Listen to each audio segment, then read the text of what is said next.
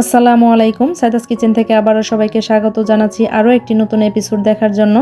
আজ আমি করে দেখাবো খুব সহজভাবে একটা বন রেসিপি। তো চলুন দেখে নিই আমি কিভাবে করে নিচ্ছি। এর জন্য আমি প্রথমে একটি মিক্সিং বোলে নিয়ে নিচ্ছি 1 কাপ পরিমাণ কুসুম গরম পানি, আর দিয়ে দিচ্ছি 2 টেবিল চামচ পরিমাণ চিনি, 2 চা চামচ পরিমাণ ইস্ট। এখন ইস্ট আর চিনি আমি ভালোভাবে মিশিয়ে নিব পানির সাথে, যেন চিনিটা গলে যায়। আর এদিকে আমি ময়দা নিয়েছি 2.5 কাপ। তো ময়দার সাথে হাফ চা চামচ লবণ মিশিয়ে নিয়ে আমি ইস্টের যে মিশ্রণ আছে সেটাতে ঢেলে দিচ্ছি ময়দাগুলো।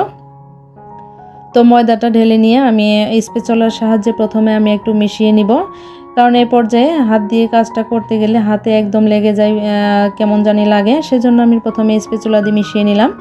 এখন আমি হাত দিয়ে মিশাতে থাকব।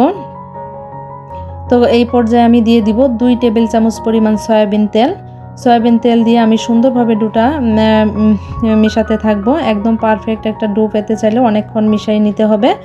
তো দেখুন আমি হাতটাও ক্লিন করে নিয়েছি আর সুন্দরভাবে মিশিয়ে নিয়েছি।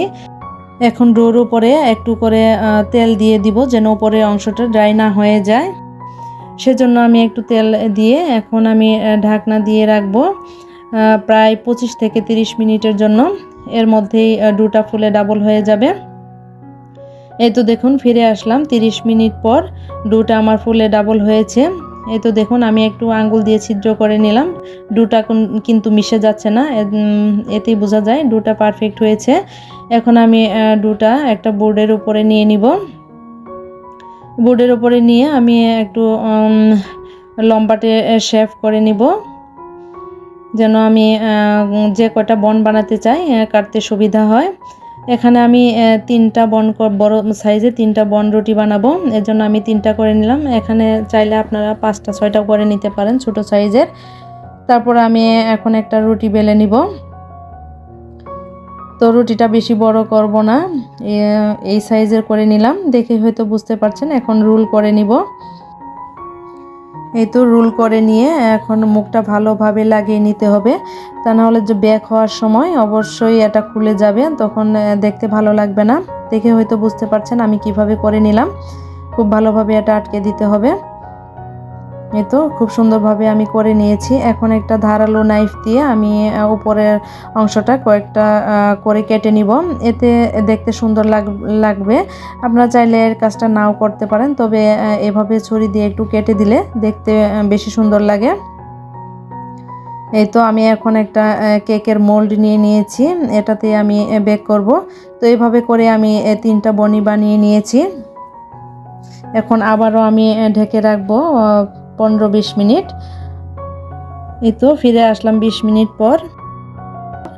এখন দেখুন ডোটা বনটা আবারও ফুলে উঠেছে। এখন আমি একটা ডিমের কুসুমের সাথে 1 টেবিল চামচ দুধ দিয়ে ভালোভাবে মিশিয়ে নিলাম বনের উপরে দেওয়ার জন্য, এতে করে কালারটা সুন্দর আসবে। তবে এর উপরে শুধু পানি দিয়ে ব্রাশ করে যদি আপনি বেক করেন তাও কালার সুন্দর আসে। শুধু দুধ দিয়ে করলেও সুন্দর আসে। আমি সবভাবেই করে দেখেছি। এখন আমি দেখার সৌন্দর্যের জন্য উপরে দিয়ে দিচ্ছি সাদা তিল। সাদা তিলটা যদি ঘরে হাতের কাছে না থাকে তাহলে না দিলেও সমস্যা নেই। এখন আমি একটা প্রিহিটেড ওভেনে 180 ডিগ্রিতে 25 থেকে 30 মিনিট বেক করে নিলে হয়ে যাবে। ফিরে আসবো 25 থেকে 30 মিনিট পর। এই তো 30 মিনিট পর আমার বনগুলো বেক হয়ে গিয়েছে। দেখুন কতটা সুন্দর লাগছে। আমি এর উপরে একটু ঘি ব্রাশ করে নিয়েছি। আপনারা চাইলে বাটার ব্রাশ করে নিতে পারেন, যদি না থাকে নর্মাল তেলটাও ব্যবহার করতে পারেন। দেখুন কতটা লোভনীয় লাগছে দেখেই, খুবই সুন্দর একটা কালার এসেছে। এখন একটা বন আমি আপনাদের সাথে ভেঙে দেখাবো, তাহলেই বুঝতে পারবেন ভেতরটা কতটা সফট হয়েছে। একদম উপরে নিচে 2 সাইডে খুবই সুন্দর করে কালার এসেছে। তো এই তো দেখুন ভেতরটা কতটা সফট হয়েছে। এভাবে যদি বাসায় একবার ট্রাই করেন তাহলে আর দোকান থেকে কিনে খেতে হবে না, বাসায় বানিয়ে নিতে পারবেন। ছোট বড় সবাই খুব মজা করে খাবে, খুবই পছন্দ করবে। তো এই বনটা বিকেলবেলা চায়ের সাথে খেতে খুবই ভালো লাগে। আপনারা চাইলে এই বনটার ভিতরে পুর দিয়েও করে নিতে পারবেন। আশা করি আজকের ভিডিওটি আপনাদের কাছে ভালো লেগেছে। যদি ভালো লেগে থাকে তাহলে অবশ্যই একটা লাইক দিতে ভুলবেন না। ফ্রেন্ডস এবং ফ্যামিলির মধ্যে শেয়ার করবেন। আর এরকমই সহজ সহজ রেসিপি পাওয়ার জন্য আমার চ্যানেলটি সাবস্ক্রাইব করে পাশে থাকা বেল বাটনটি প্রেস করে রাখবেন, এতে করে আমি নতুন ভিডিও দিলে পেয়ে যাবেন। সবাই ভালো থাকবেন, আল্লাহ হাফেজ।